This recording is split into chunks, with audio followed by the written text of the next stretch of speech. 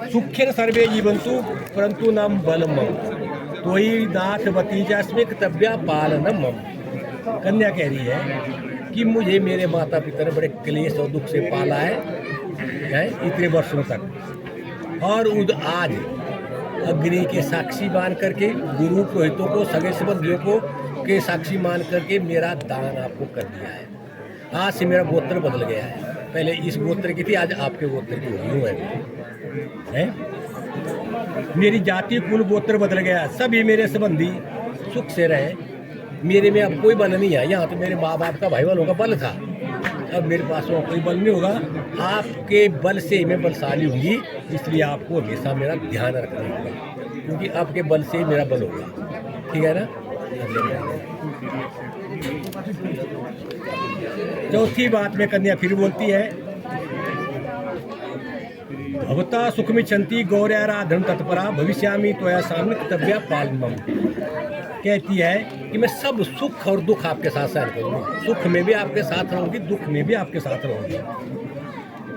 आप क्रोध करेंगे उचित, अनुचित नहीं।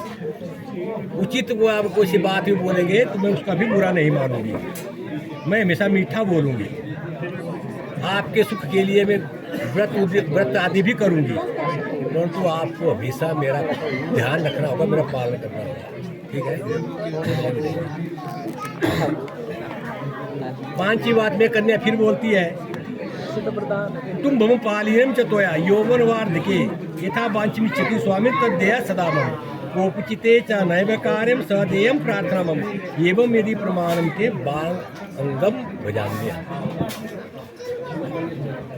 युवावस्था में, वृद्धावस्था में आपको कुटुंब का पालन करना होगा, जो भी हमारा परिवार होगा उसका पालन की जिम्मेदारी आपकी है, और जो कुछ भी मैं आपसे उचित मांगूं वो भी आपको देना होगा।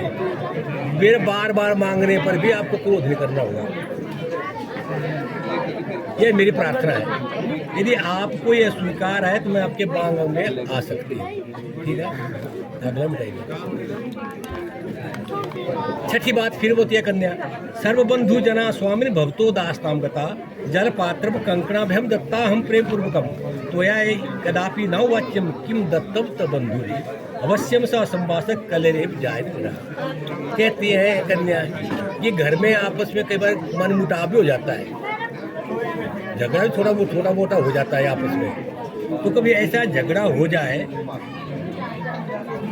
तो ऐसा मत कहना कि तेरे बाप ने मुझे क्या दिया है, आज वो जा रही है। आज उन्होंने सबसे बड़ा दान दिया है, मेरा दान किया आपको, ऐसा कभी मत कहना। क्या आपस में झगड़ा हो जाता तब ये बात मत कहना। ठीक है ना। ठीक है, मान गया। सातवीं बात में कन्या फिर कहती है, होमे यज्ञ विवाहे च कन्यादाने मखे व्रते अंचल ग्रंथि महादाय भक्तम बांग अंगम भजाम्य। आप कहते हैं ना कि मेरी बांग में बैठ जावे, तू क्यों बैठ रही है। वो कहती है कि आगे को चाहे घर में को हवन हो, चाहे विवाह हो, चाहे यज्ञ हो, चाहे उद्यापन हो, चाहे कन्यादान हो, मैं आपके बाएं भाग की ओर बैठा करूँगी। ठीक है। अर्ध पुण्यम गृह्यामि, और आपको खर्च आपने करना है, जो घर में आधा पुण्य में ले लूँगी, आप पाप नहीं, अपने आधे पाप तुम्हें दे दिया करूँगी।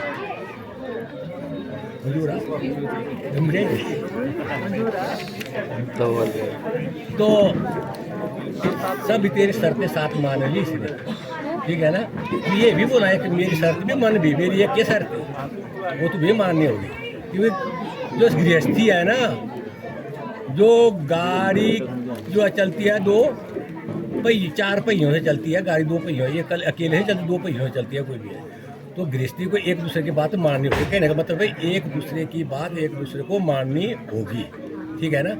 तो बर कहता है, आदो धर्मपरा कुटुम्बम सुखदा सत्याप्रिय भाषिणी क्रोधालस्या वर्जिता सुख करी दित्या बचा कारिणी पित्रों में अपचितो स्थान भगनी प्रेमाद्रिता था इत्येव सर्वगुण सबस्ता पाल्यति भक्ति भम उद्याने मध्य स्थाने परगे हे गमनम तथा पर पुंसारति विषयम वर्ज्यम का सदा ज्वलित। बर कहता है कि तुम्हें भी अपनी मर्जी से घर के बाहर नहीं जाना है, मुझे पूछ कर ही जाना है। और मेरे माता पिता के द्वारा, मेरी बहनों के द्वारा, ये मेरे रिश्तेदारों के द्वारा कभी कोई ऊंच नीच भी बात तुझे कह दी तो उसको तुझे सहन करने तुझे शक्ति होनी चाहिए, उनसे लड़ाई झगड़ा नहीं करना है। अगर तुम्हें मेरी बात में मंजूर है तो ठीक है, मंजूर है तुझे भी, तो दोनों ने अपनी अपनी बातें मंजूर कर ली। अब ऐसा है भाई, क्या देखे ना फिर सुमंगली करवाई गई। क्या बता